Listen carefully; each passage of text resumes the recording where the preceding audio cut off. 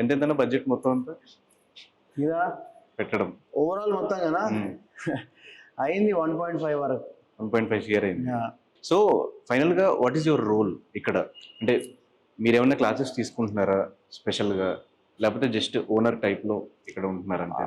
అంటే బేసిక్ గా ఈ ఫ్లోర్ వచ్చేసి నా బుడ్డోన్ కోసము గ్రూప్ ట్రైనింగ్ కోసం నేను కూడా నేర్చుకోవడానికి, నేను కూడా స్టూడెంట్ ఈ ఫ్లోర్ కి పైన ఫ్లోర్ కి మనమే మాస్టర్ దేవుడి వల్ల. నేను జస్ట్ ఓనర్ లాగా కాదు, నేను ఇక్కడ ఉండి నేను పర్సనల్ ట్రైనింగ్స్ ఇస్తున్నా. ఆల్రెడీ మన ఫ్రెండ్స్కి మన యాక్టర్స్కి నేను పర్సనల్ ట్రైనింగ్ స్టార్ట్ చేసిన.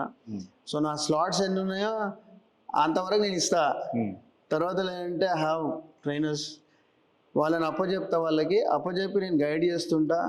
అండ్ ఏదో మామూలు ఇప్పుడు ఉన్న జిమ్ ట్రైనర్స్ కూడా ఆ brother karate black belt plus black belt 2nd degree.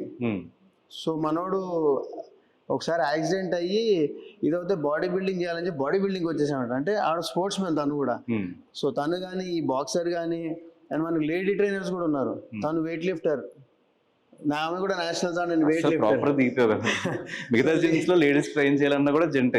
So ladies trainers ఉన్నారు, ఎందుకంటే not everybody will be comfortable dealing. అంటే ఇవాళ చాలా వీడియోస్ చూస్తున్నాం, అది ముట్టుకున్న ఇది చేసిన. ఒక ట్రైనర్ ఒక టీచర్ లాగా తను చెప్పి ఇట్లా చెప్పకుండా, మేడం ఇట్లా ఇక్కడ పడుతుందని చెప్పకపోతే ఇక్కడ పడుతుందని చెప్తే వాళ్ళకి అర్థం కాదు. ముట్టుకున్నా కొన్నిసార్లు కొంతమంది కంఫర్టబుల్గా ఉంటారు కాబట్టి చెప్పేది మనమైనా. ఇంకో అట్లాంటి జస్ట్ ఒక అసిస్టెంట్ పెట్టుకోకుండా నిజంగానే ప్రొఫెషనల్ ట్రైనర్ని పెట్టుకుంటే బాగుంటుంది. కాబట్టి అట్లా మన దగ్గర ఉన్న యోగా ట్రైనర్స్ ఉండని, వాళ్ళు కూడా మ్యాట్ పిలాటిస్ ఇవ్వు కానివ్వండి, అండ్ మన వెయిట్ లిఫ్టర్ అంటారు నేషనల్ గోల్డ్ మెడల్, వాళ్ళు కూడా నేషనల్స్ అట్లా స్పోర్ట్స్ ఆడిన వాళ్ళే.